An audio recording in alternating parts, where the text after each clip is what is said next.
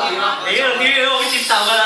好唔好？6點啊！6點落去就有後門站啊！我6點我再上嚟火門啊！好，唔該曬。唔該。記得食埋佢啦。你嗰嚿嘢都唔係呢應得做到。乜呀？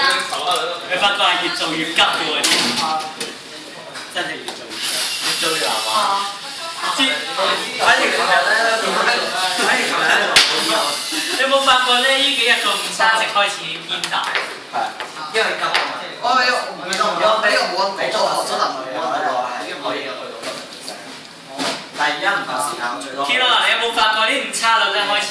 唔係喎，係啊！我哋啱臨尾測試就先高咗啫喎。我哋原本今日都係咯，係唔知點解。我哋今日原本一開始低咗嘅，係之後又變翻高喎，之後高咗喎。唔知做乜事咯？咩啊？一開始啊？呢個咩？一開始明明測得冇咁高嘅喎。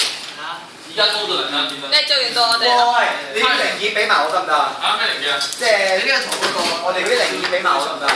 我翻去可以測試啊嘛。你幫我查，我查冇睇先，你自己整呢個。喂，好似喎，呢個咩嚟㗎？哇，3個。哇，好酷啊！你聽。好酷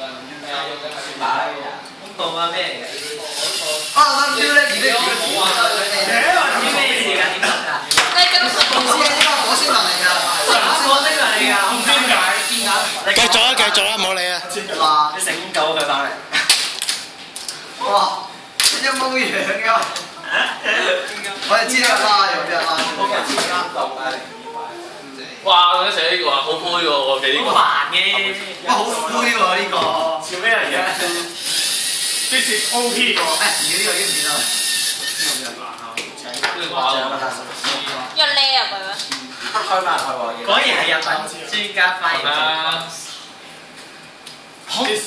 有冇講錯又？好講錯，我連 A5 都冇成。嚇？連 A5 都冇嘅喎。請你救啫。啲人呢個創作嘅係啊！